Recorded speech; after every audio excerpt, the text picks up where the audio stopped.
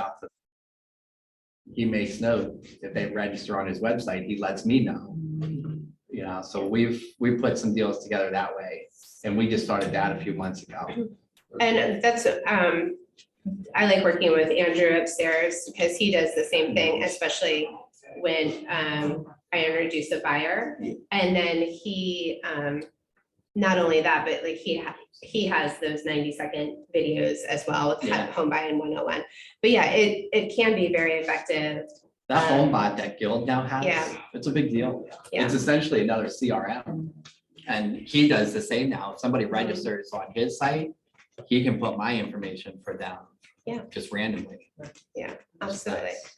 So it really is partnering with a lender, but that's where I get to answer the question, like my market update local stuff right away. So that was a good question. Anything else?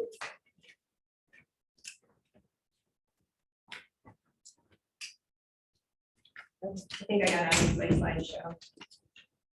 Hold on.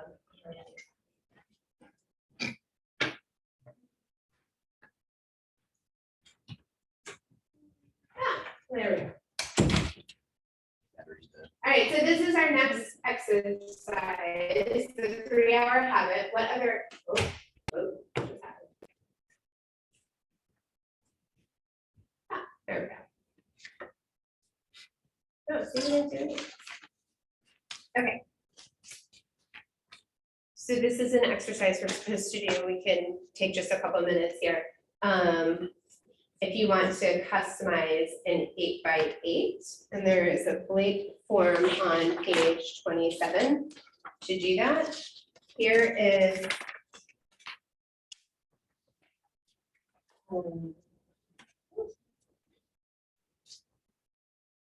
the tips for, here's your example of an 8x8, which we started to talk about a little bit there. And then 9 tips for implementing a strong 8x8 plan. That's to put your new mets on an 8x8 program immediately. So you can customize that in Command. I'm sure you can customize that in your CRM as well. So you use a different one, right? I use Follow Boss. Follow Up Boss. So Follow Up Boss, you can probably put in like every week for 8 weeks, like how you're going to interact with them or what you're going to send them. You like Command? Using it? It's pretty user friendly. It is. But I started with Command, so it's the only one that I know. Gotcha. In my previous world, I used Salesforce and Act, and Command is like 1,000 times better than either one of those. Better as in, oh, Salesforce is pretty customizable and like sophisticated. Salesforce is limited in the amount of opportunities you can connect to one person. So when it comes to real estate, if you have an investor or somebody who's going to buy and sell more than one property, it's hard to give them multiple addresses. Sure. So, and that was the struggle with Salesforce. And it is customizable, but every custom costs about $600. What do you think is like the best feature of Command for marketing? Like for, I got one. you don't know anything about Command. What I love about Command is that it is everything in one spot. So if I, Well, okay, doesn't answer my question now. what with Like, marketing? yeah, like what's like the number one thing in it? They're like, It's all together. Like that is the number one thing. I can, like when I click on my contact, so I'm looking at Tina and I can see every piece of marketing that I've ever sent her. I can see the buyer's presentation I put together for her. I can see the opportunities, what properties she bought and sold. Like everything is. I need to dive deeper into that. That's what I like about it. But can you see on their end, if you send them something, can you see if they've even opened it? Yeah. That's why I like market leader. Agency. Yeah. I can see everything they do in there. If they open one of my trips, I can see that they opened it. Mhm. It tells me who was recently active on a daily basis. As far as like reading your newsletter and stuff. Yeah. And I can see exactly what they're doing. Yeah, those are things that are still coming with Command as they continue to build the software, but it's not there right now. I can see what properties they've looked at, like it's. I mean, for me, command is not perfect. But it was just kind of how it It's was free. brought in. But yeah, exactly, it's free. Yeah. It's nice that it's free. Yeah, and it is well organized and it does have, it also updates across the field. So if I go in and change somebody's address, it's gonna change it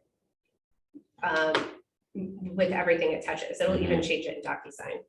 Cool. So that to me is things that other CRMs didn't do for me. I'm like your typical tech addicted realtor Yeah. with like all the third party shit. Mhm. But Now, I will tell you that the app I need to get better with, because the app and command are also connected, and the app will tell you when somebody's been active. Yeah, I Um, don't share that enough. yeah, I gotta get better about and the Keller Williams app is getting better. The hardest part about it is the same with everybody else, like it can't pull the coming soons from Bright. So sometimes like your client finds a house somewhere and it's not on the command app yet. I hate that. But the app is also connected to command. So if they do something in the app, it gets recorded in command as well. So there are pluses and minuses to all the CRMs. Okay.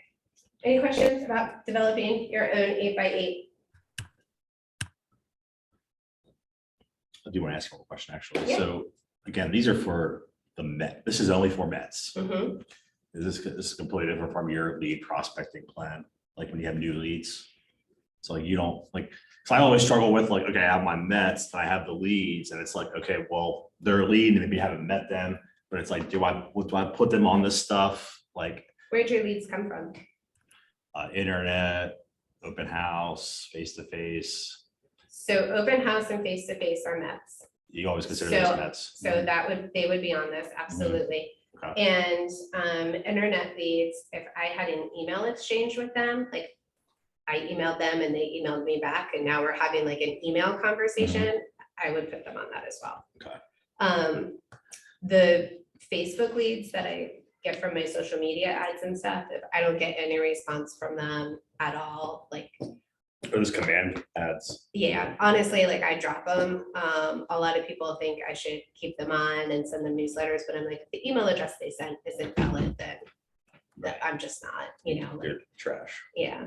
I mean, some people put it like their name, they're like, not really interested, just wanted to see pictures. Right. I'm like, Yeah. Or I I delete worse them. than that. yeah. I'm like, okay, we're done. Long song. Oh, man. That's one of the people When I say. that want to like to Have see. you had, I've had Right. total, He's gotta buy a house too, right? Right.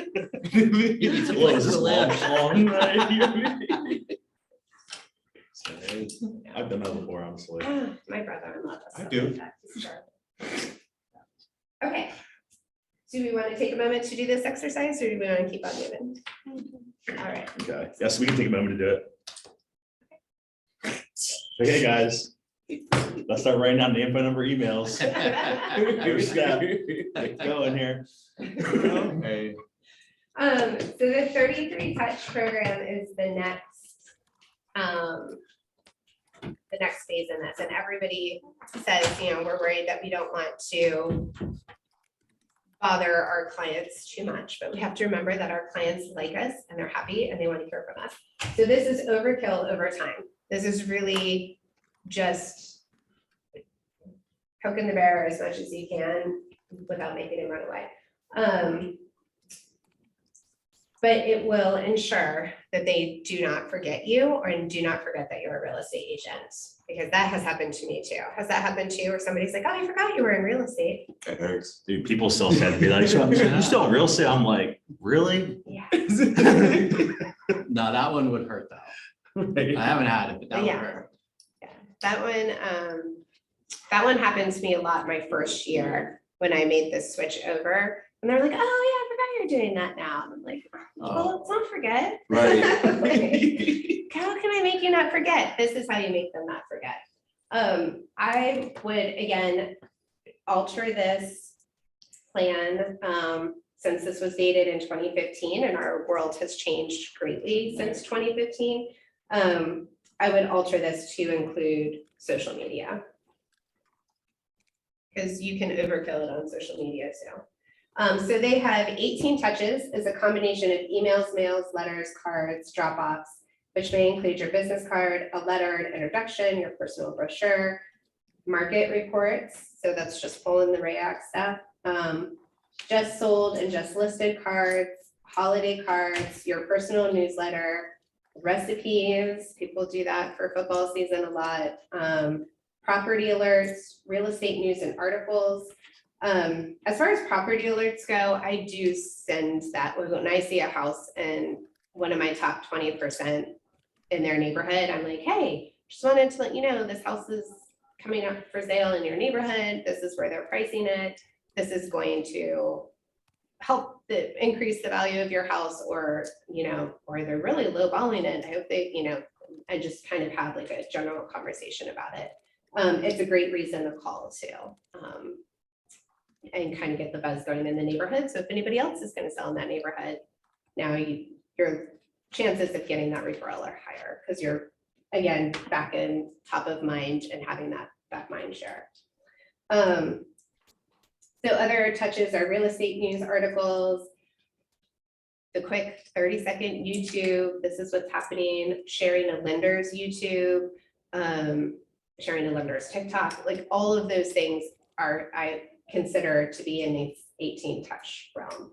And people are responding to those and paying attention to those more than they are emails and newsletters. And that's just how our world is now. That's why I asked you if a general Facebook post was considered a touch now.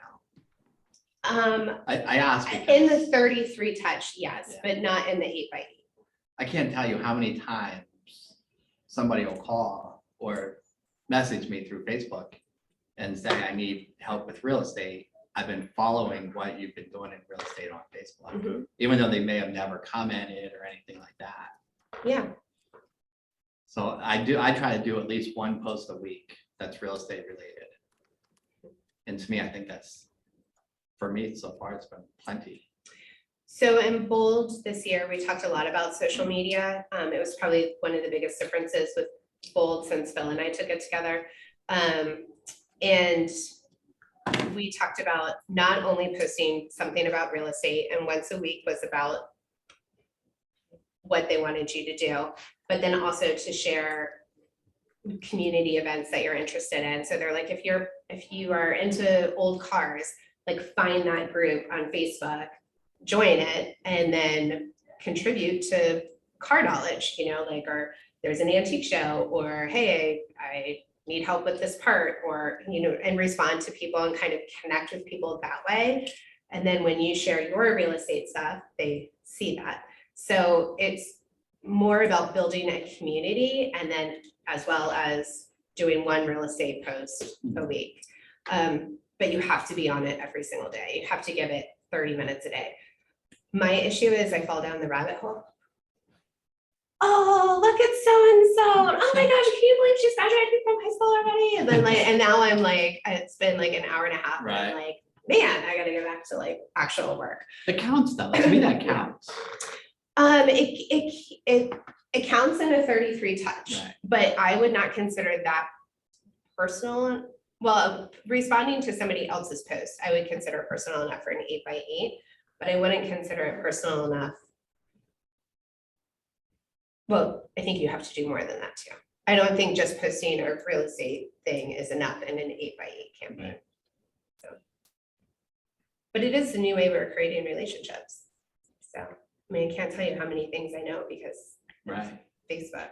And my kids are karate this week at a karate camp, and I walked in and Master George looked at my oldest son and he's like, so what, you're working at Burger King? You're too good for karate now? He's like, hey, I'm here. He's like, I got my first paycheck. He's like, yeah, I saw it. You posted it on Facebook. It was funny. So, like we know more about each other and more about the people in our Mets because of Facebook. I mean, it's a tool, and it's not just Facebook, it's Instagram, it's TikTok, it's really that the millennial generation. I've been told Facebook is for old people. So I'm like, okay, it's fine. That's me. Those are my clients. Exactly. I'll work it. But all my millennials are like, They have more no, money anyways. I liked a house. I put it on Instagram. I'm like, man. I gotta And go find older people are Instagram." typically buyers and sellers. Yeah. I'll stick with the older folks. Yeah, that's, hey, they're in my sphere anyway, so. Right. So other touches are, thank you and thinking of you cards. I find this works great with my 55 and up community. Really, I shouldn't say that, my 65 and up community. 3 touches, telephone calls. We're supposed to do the database twice, so call everybody in your database 2 times a year. So that's picking out that top 20% and adding 1 more phone call to that.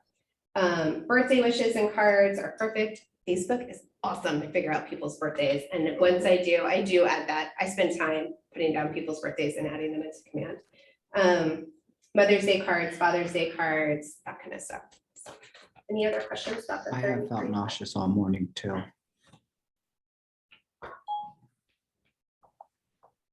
You gotta do this all while not losing all your money. Mhm. Well, a lot of it you can do electronically. Yeah, But it's time, you gotta balance that time and what can you leverage? But really, you just have to do it, like, you can delegate it, you can hire somebody to do it for you. Making the calls, you can't delegate, you just have to do that, you just gotta do it.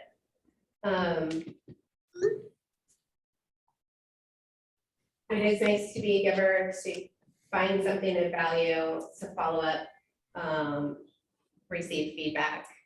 And then I have found whenever I have offered to help somebody with whatever they need, they turn around and offer help as well. Like, is there anything I can do to help you? I'm like, yes, if you know anybody who's buying or selling, please let me know and I will reach out to them. And I do actually get leads that way, so. And those leads generally turn into customers very quickly. Get personal, again, like that mental association, Erin Rogers, yay. Name and face with those touches. This is why realtors put their face on everything, right? We want people to know, we remember who we are, what we look like. Who does well with Popeyes?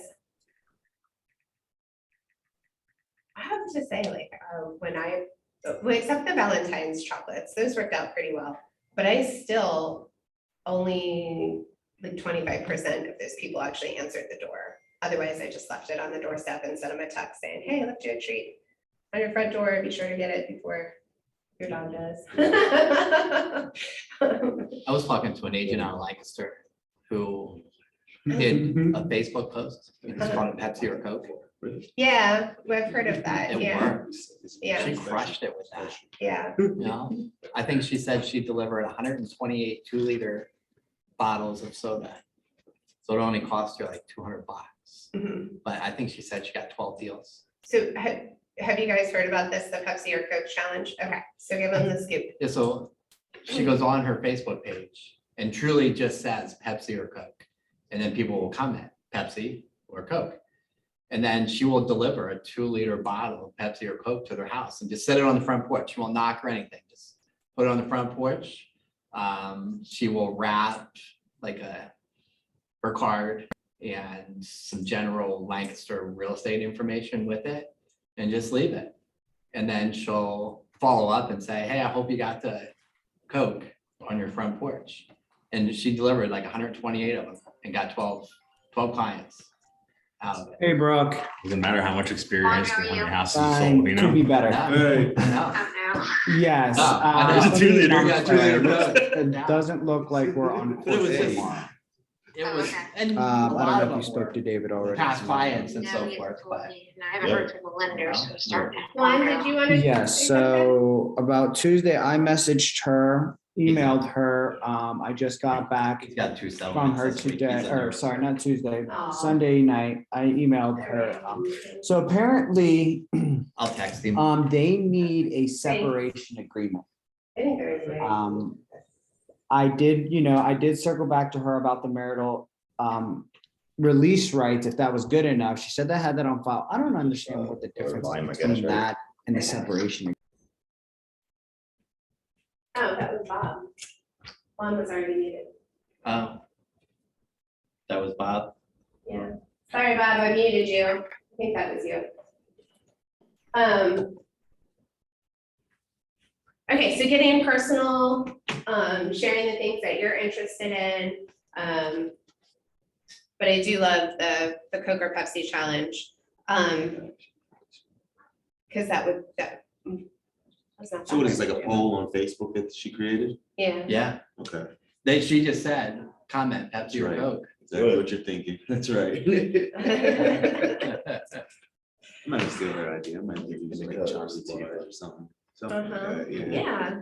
Yeah. Somebody else I don't want her was to come across me and be like, this guy. Somebody else was doing Starbucks or Dunkin'. No, that's too rich, that's too rich. Well, they were doing $5 gift cards, Yeah, yeah, and that is more expensive. and then they were just throwing them in the front door. Right. You know? You could do like, Yeah. diet, like Dr. Pepper or something. Something, right, something Something just. double of it. Right. I would say the other thing that you can do, hi Bob, good to see you. Because you don't even have to think about it, is, tricks, the left bar or the right bar. That's right, Yeah, so that would be, and then they just get a whole Twix bar, just even if they comment. but- exactly. Yeah. I think Popeyes are the best when you follow up with a phone call, so, and that really, if you think about it, is 3 touches. It's the Facebook post that gets engagement, the Popeye, and then the follow-up phone call. So that's a pretty good campaign. Have the Midas touch, differentiate yourself from your competitors, and then make the Midas touch a part of your action plan. So this goes back to our first 2 sessions with creating your value proposition and how do you differentiate yourself from other agents and how do you bring a different value? And that really is kind of that golden questions about that. Be consistent, put your plan on autopilot as much as possible. This is when it sounds like, Greg, you've done an amazing job at this, like you set it up with your drip campaigns, they just go and they're automated and you're not even making your own newsletters. You just go, so. I mean, you need an email, an address and a phone number to do that. Okay? And it all needs to be in your CRM. Is it gonna happen? That's That's Up in there. It does. It really all does start with your database. Like that is the big thing that Gary Keller said at family reunion this year. That he who controls the data controls the world. Like that's the world we live in. That's why that's how we're gonna out Zillow. It's all about your data. You have to have it. Set aside a specific time during your 3 hours to make contact. And then I like how they changed this. Keep it simple, salesperson. They need to be touched, not bedazzled. So a 2-liter Pepsi isn't all that, I'm sure she didn't add jewels to it. No. It doesn't need to be anything crazy or expensive. It just needs to be you.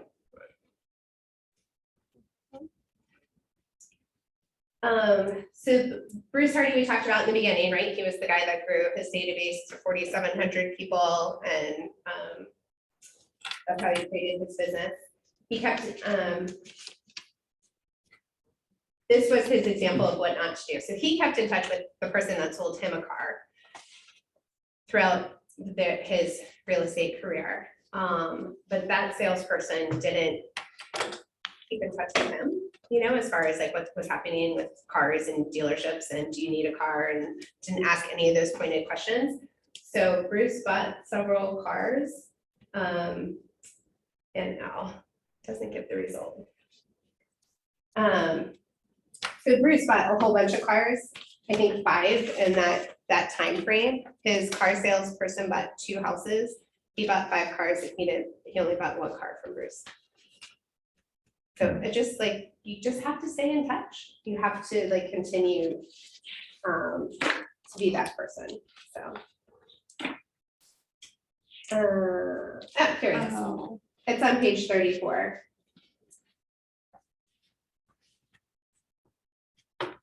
So In 10 years, the salesman called Bruce and sold a house with him for $350,000. But here's the interesting thing. Over those 10 years, Bruce purchased 4 cars from other salespeople and never once thought to call his car salesman. So we have to keep in touch and we have to talk about real estate. They're both important. Oh, God. I don't know, I've seen some shady stuff with them. Hey, not with this one though. You're a good guy. And I'm an entrepreneur, I'm not a car salesman. That's a. That's Exactly. right. You're a business owner now. That's a. good- You just happen to also sell cars. On Not dealing. page, on page 35, we have a know your costs exercise. So, we've talked about like the Coke Pepsi challenge. I shared my Valentine's Day gift. Emails we know are free, essentially, and that's what CRM you're paying for, what drip campaigns are you paying for. So knowing your costs is important because we're all in here to make a profit. And if you are overspending, then you're not making a profit either. So how much does it cost to keep your network going? And if you want to do the exercise on page 35 in your book, Nothing here at car real estate team using database. What's that? He's trying to push this database thing into the kidneys today. Yeah, straight into it. so in this exercise, they want you to take the number of METs we did from the first exercise, divide it by 12 months in a year, multiply it by 2, because you're going to do it twice a year. And that's going to be your closed sales. Is that right? Sounds right. Record your average cost for a touch. If you're not sure, the millionaire real estate agent average is 50 cents per touch. I'm sure that has gone up, but probably not too much. So for every 12 people in your MEDS database, marked to 33 times each year, is 2 sales. 1 sale is a referral and 1 is repeat business.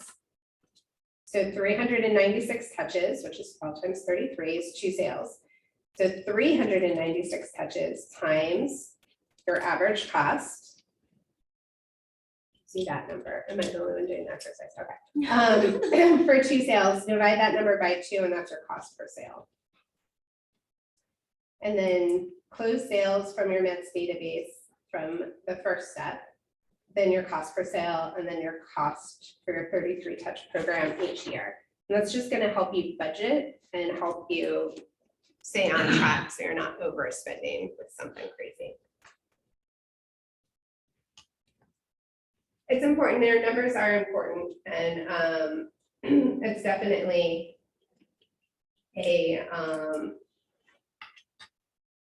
it's a number to keep a hold of and just not, like I say, throw spaghetti at the wall to see what sticks. The exercise on page 36, I'll let you guys do on your own. Again, this is figuring out how much you should spend. Oh, no, this shows you what you're losing if you don't have people in your database and you're not working your MET work. How much are you losing if you're not doing those 33 touches? And this might be your motivation to add people to your database. What are you not doing? So I'll give you guys just a couple of minutes to work on that.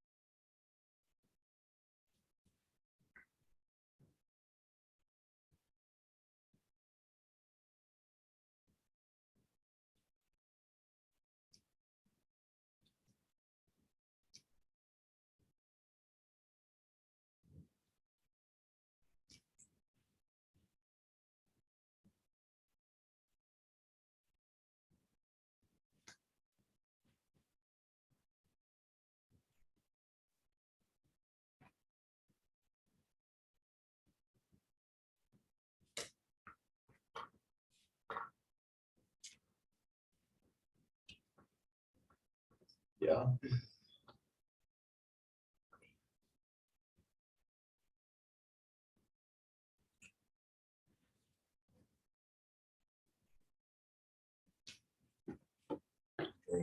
Hmm, You saw my email last night, right?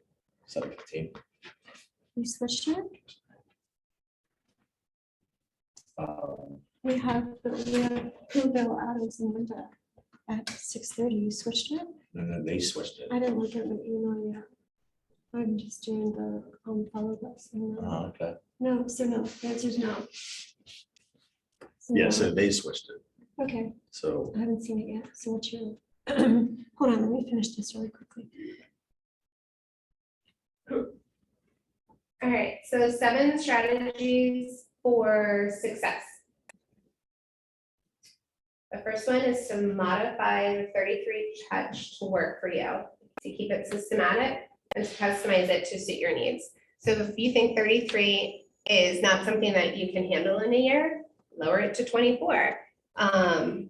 If you don't think it is enough, then you can certainly up it. They say to set the floor at 24 touches and fall somewhere between 24 and 33 is the recommendation. Instead of sending Mother's Day cards and Father's Day cards, send inspirational quotes and market statistics. We now have, like every day is a day for something. It's like National Cheeseburger Day, National whatever day.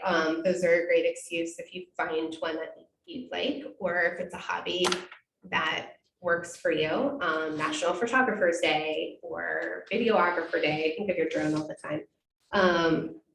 That those would, to send out those postcards or to make that a Facebook post with something real estate related or not real estate related.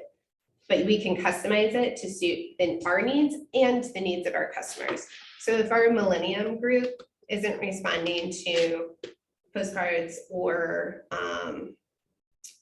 some newsletters, some of those older ways of connecting with people, then it's TikTok and YouTube and all those fun things.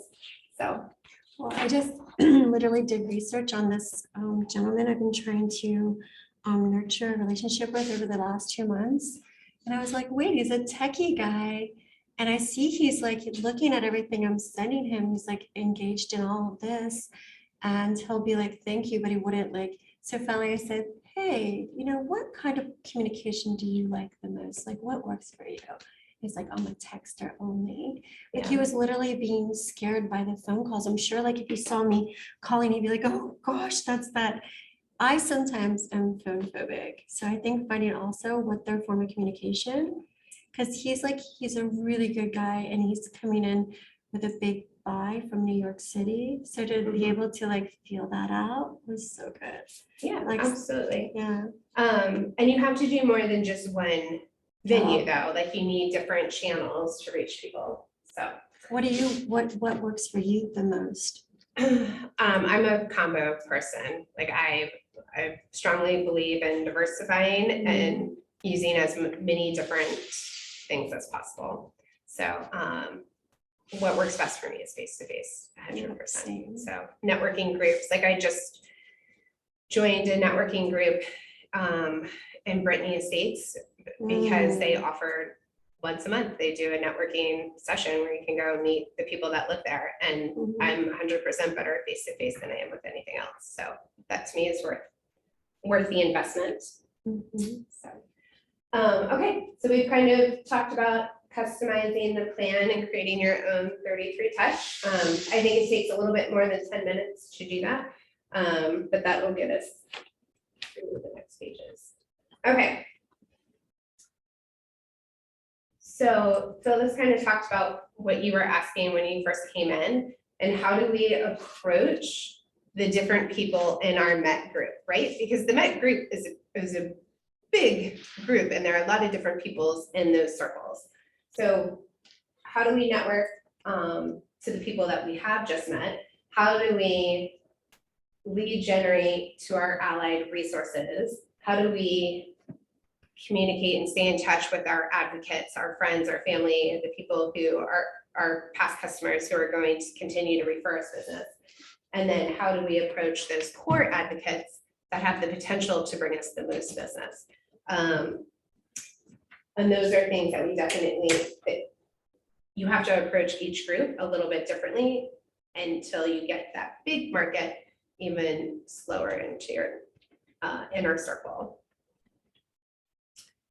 So your allied resources, remember, I'll scratch your back if you scratch mine. So how can you help the people who also have businesses in your network? And how can they be partners in your business? So I have, lenders are an easy one because they're definitely a tool that we all need. We all need a good lender to partner with. Having good home inspectors is important. Having a handyman who can come in and fix little things as we're getting ready to list. Having a good photographer. And then how can we help them grow their business? Are they doing real estate and weddings? Or are they only doing real estate? Like, where can we help them continue to grow? So do you have any input on your allied resources? Do you have anybody that Yeah, you really lean on? I like moving mortgage like you. Mhm.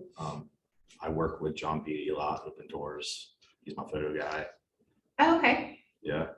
I mean, title companies. they're Yeah. Definitely good to have a good relationship with. You know, especially, I mean, they're important, I think. Is there anything that you do to help them grow their business other than refer them?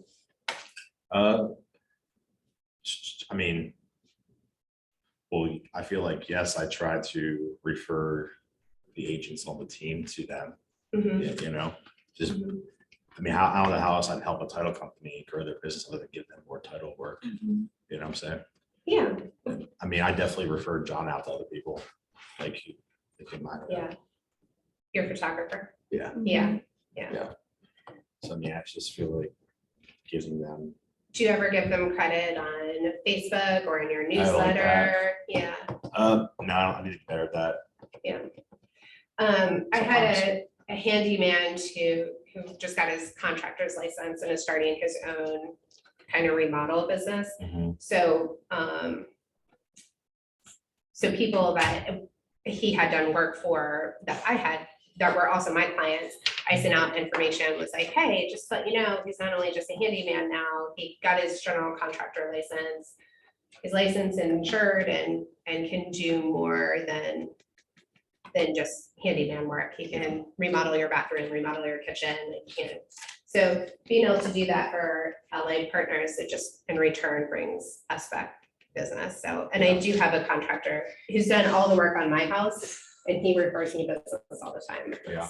That's a I good. think it's got network your to back have. mentality. I Yeah. think it's that, like we were saying before, like even with the church, it's not a taker mentality. It's like, hey, you always help me, I'll always help you. I think it's a utilitarian societal thought process with us, right? Right, absolutely. So that is this exercise is who are your allied resources? Who would you, like if somebody said I needed work on a car, like who would you recommend? When somebody moves into a neighborhood, are you doing like a, hey, these are the services in your neighborhood kind of advertisement? And are you partnered with those businesses so that they turn around and do the same for you? My kids go to the same barber that Greg's son goes to, and his business cards are there. I think every time I walk in, I'm like, oh, hey, Greg. That's an allied resource, you know, like that. As somebody that gives constantly, that you can help grow their business, even if it's not real estate related. So. Give everybody just a minute to think about it. The exercise is on page 40 and it has title companies, loan officers, mortgage companies, property inspectors, attorneys, accountants, builders, and what can you provide these people of value?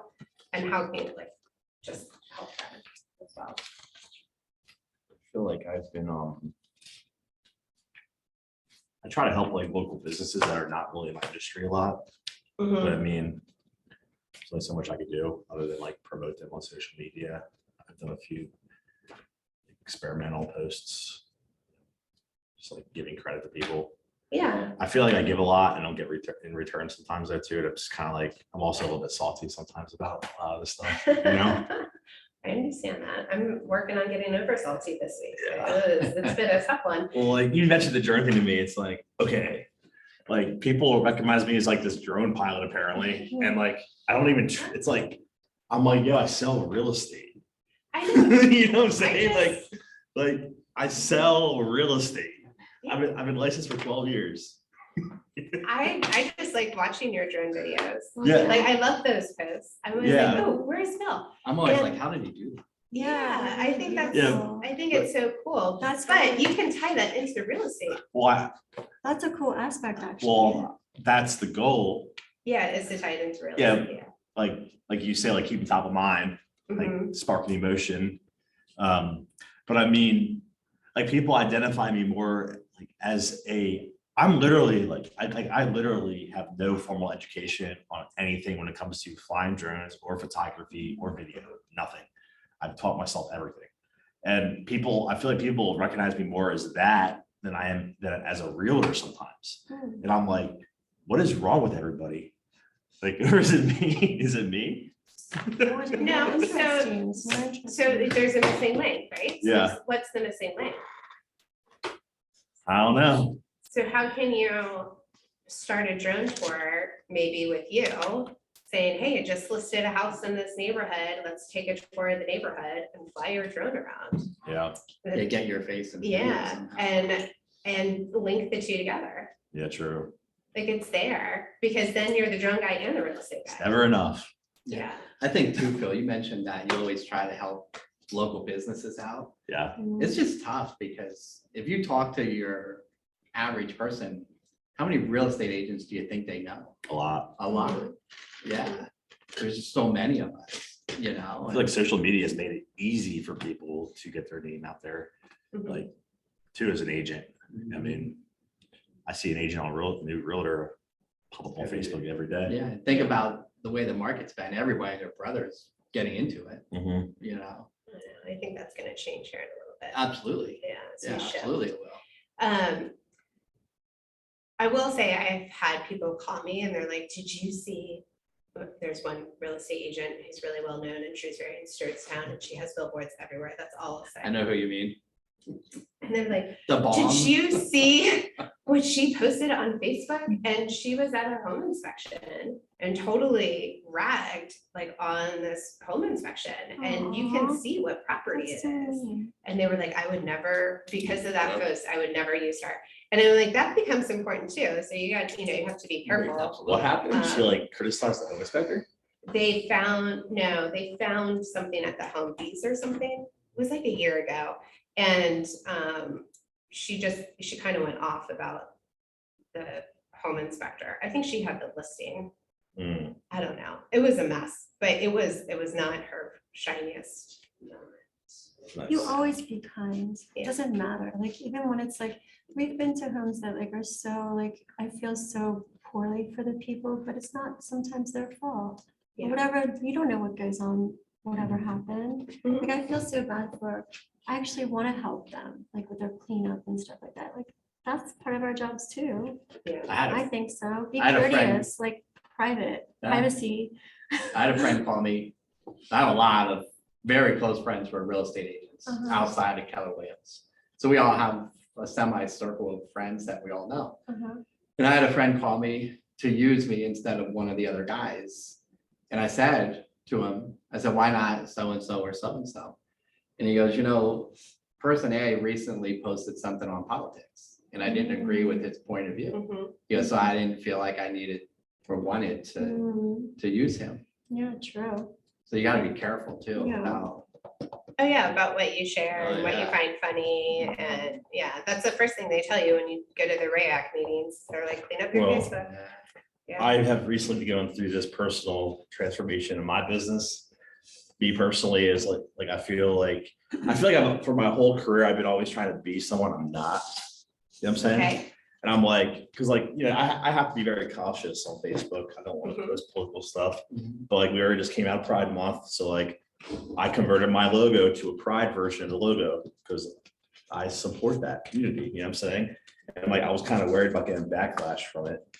And I don't know if that was the right play, but like, I feel like that kind of crosses like, to some people, that's political to some people. Mhm. To me, it's not political. Right. And it's like, it's so hard to, like, I want to be who I am, but I also want, it's like a fine line.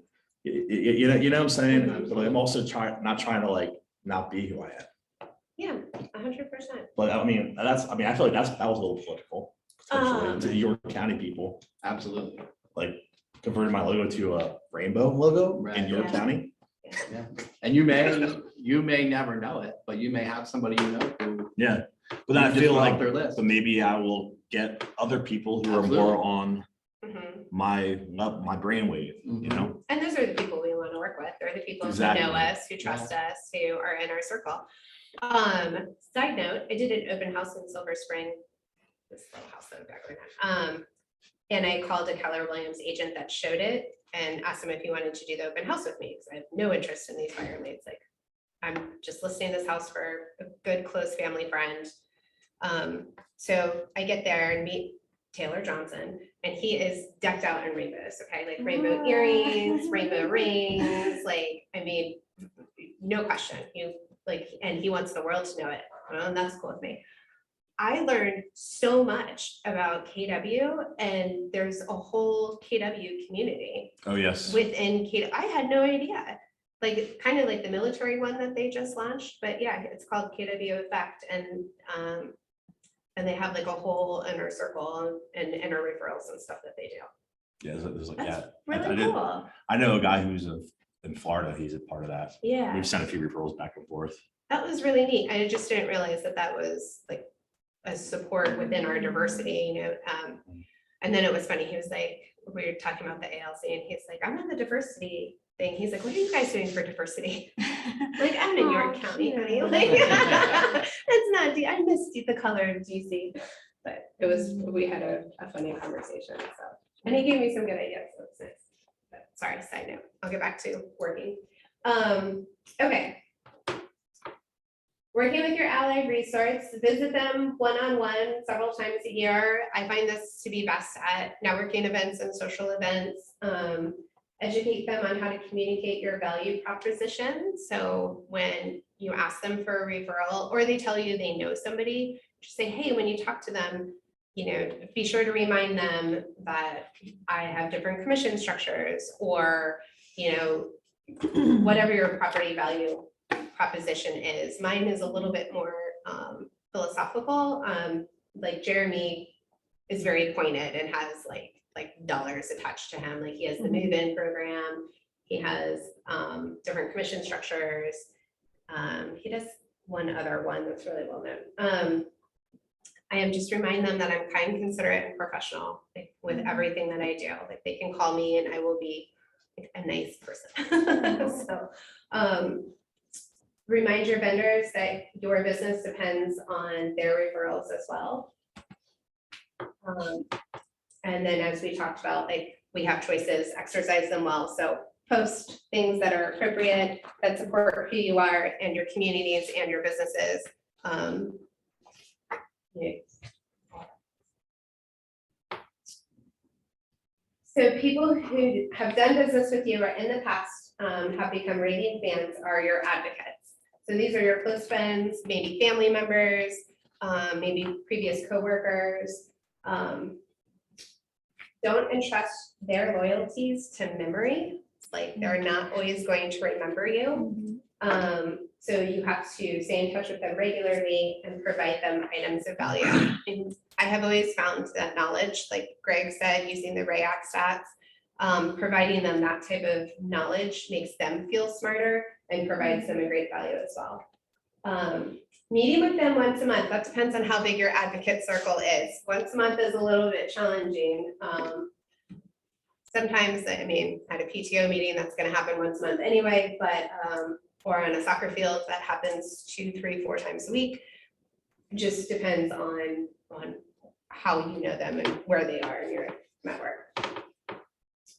So this is the exercise on page 43. How many advocates have you met within the past month? So how many people that you've done business with in the past, or have you already given you a referral, have you met with this month? Or how do you plan to meet with them in the coming months? So it's just something to really think about.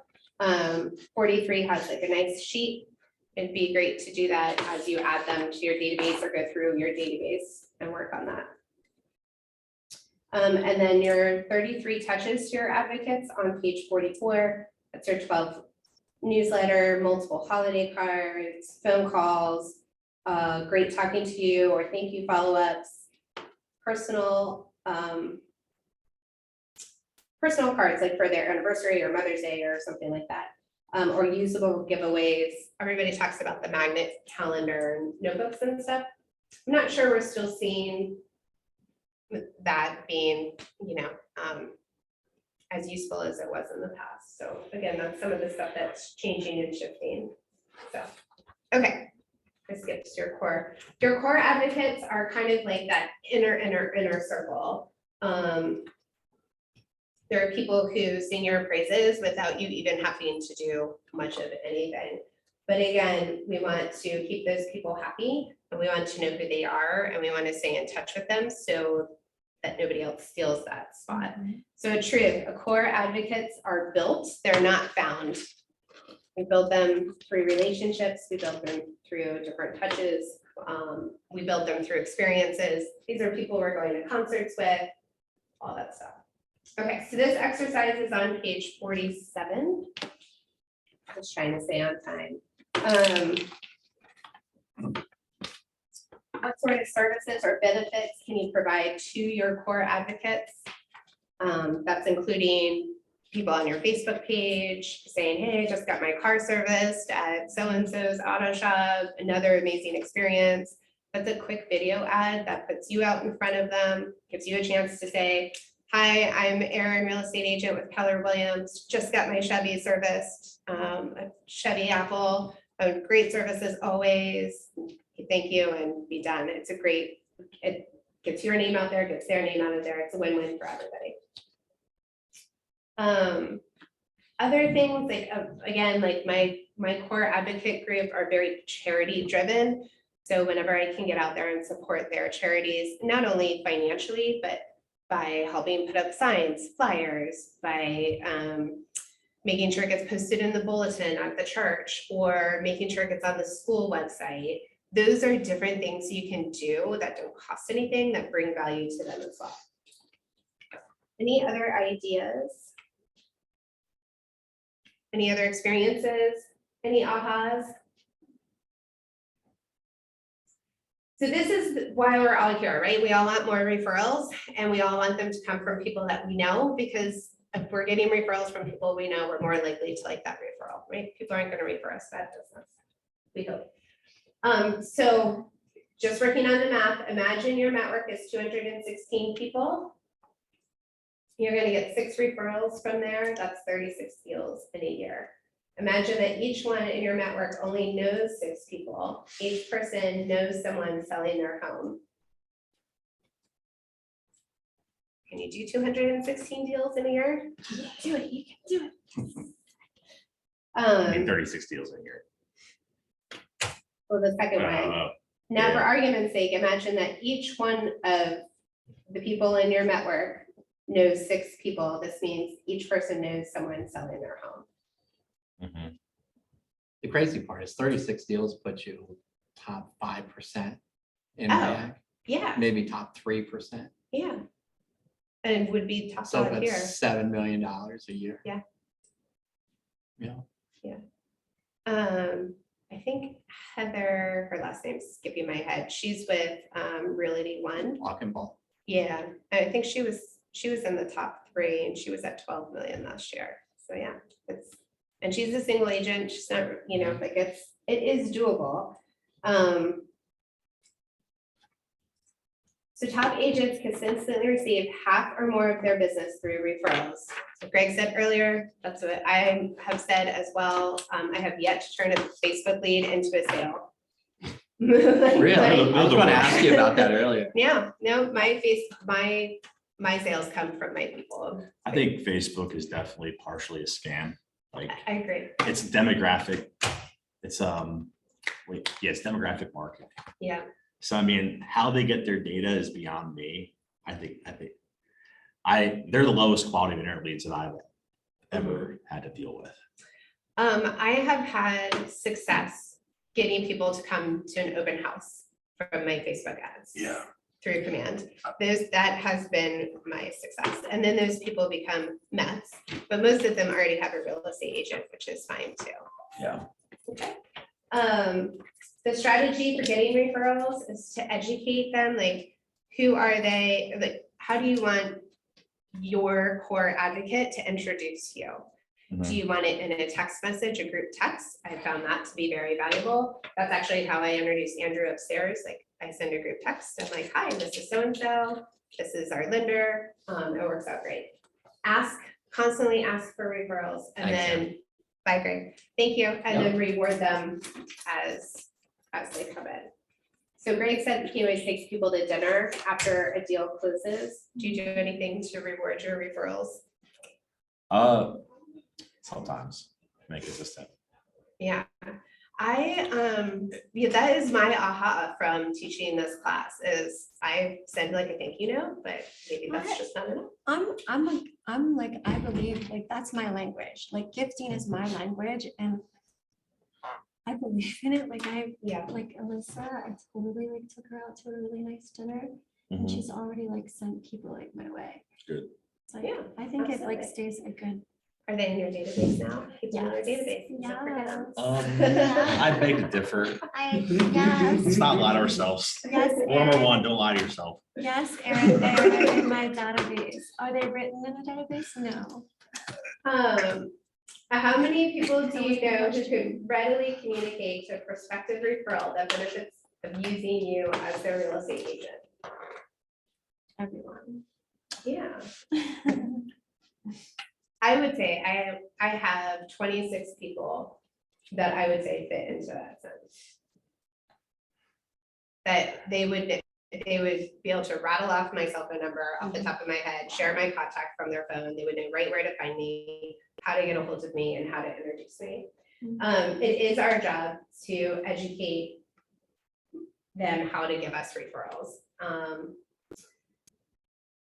And then explain what happens if they have a referral. Like this was a key step for me a couple of years ago is when somebody was like, oh, I know somebody who's selling, but let me give them your number.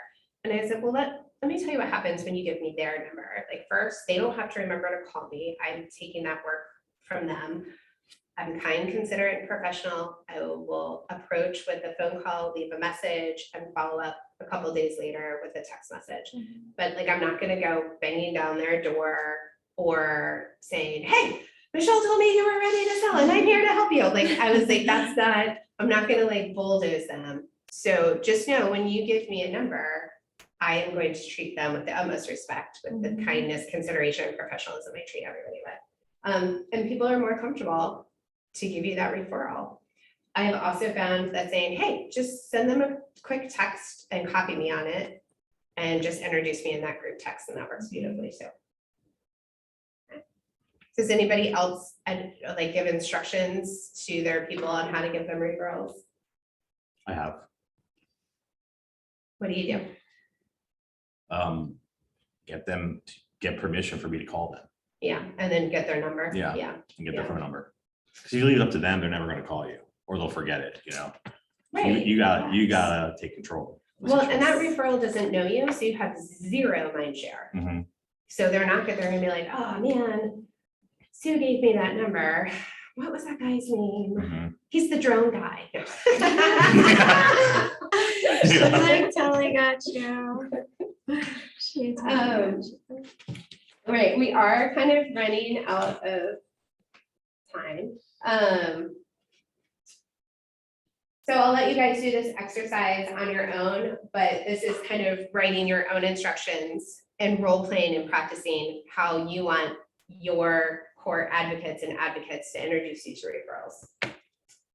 Not everyone thinks to ask for a referral, so definitely always ask. And there are scripts on page 53 and 54 on how to do that. Now everyone, okay. We'll skip that one. Rewards, you must be systematic in your approach to rewarding a referral. Reward the right behavior, show appreciation at every stage of the transaction. And we always say it's the greatest compliment we can receive is that they would trust us with their friends and family. Recognize and appreciate are just as important as gifts. So taking that time to say thank you, and reciprocate when possible. So if you get a referral from somebody who is in construction or in plumbing, like reciprocate that business as you can. Plan your rewards through a 33 touch program. This is a little bit different of a take and just showing constant appreciation for the people in your worlds that you value. And then add to their value by giving them something of value, whether it's knowledge, what's currently going on. Maybe it's learning of a new landscaper in the area that you had a great experience with. But just constantly showing appreciation. All right, we're gonna skip that exercise. Okay, final thoughts. Woohoo, we made it. So networking works, right? We all know networking works. Networking, staying in touch with people, talking to people, always talking about our business, always talking about real estate. It works. It doesn't not work. Do you have any other thoughts? Anything else in mind? Bob, do you have anything to add?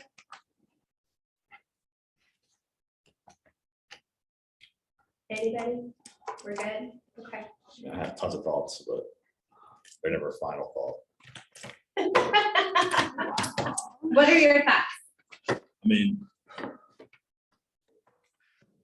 yeah, like there's a lot of thoughts here. I mean, you definitely want to work with people. Like, I feel like referrals are the best quality of lead, Yes.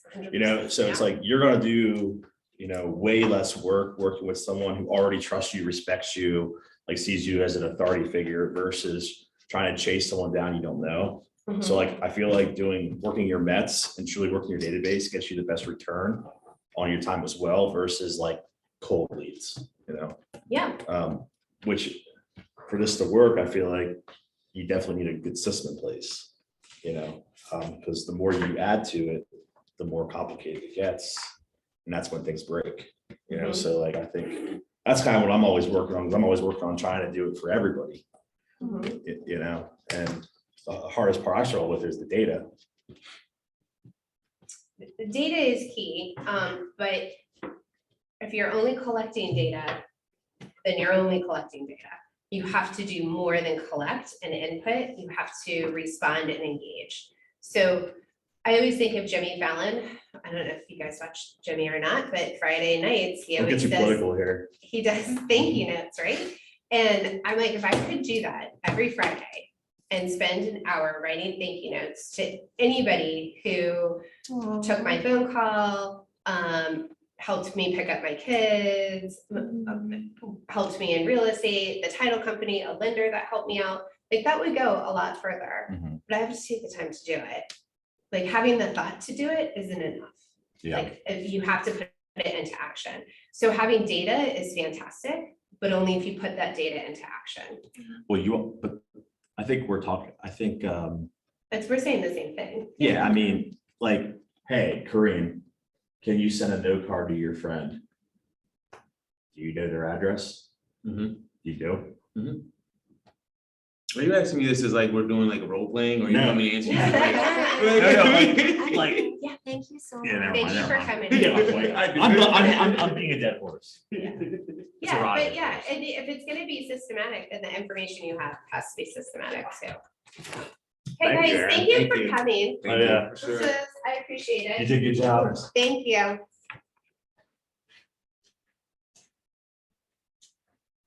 Bye, Bob. Thanks, Erin. You're welcome. Hey, can I call you later about an auction? You bet. I'll call you later. You betcha. Good deal. Okay, See you on. bye.